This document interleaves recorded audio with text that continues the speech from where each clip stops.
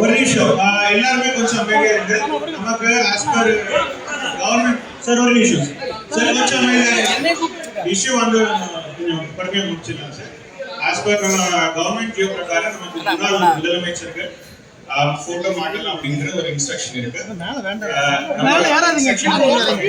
இன்னைக்கு வந்து கொஞ்சம் அமைதியா இந்த கூட்டம் வந்து முடிக்கிறதுக்கு நம்ம எல்லா முயற்சி பண்ணுவோம். மேடம் சொன்ன மாதிரி முன்னாள் அமைச்சர்களுடைய போட்டோ வந்து நம்ம மாட்டிடலாம். ஒன்னொன்னா மாட்டிடலாம். எல்லாருடைய கொஞ்சம் பொறுமையா சீட்ல உட்கார்ந்து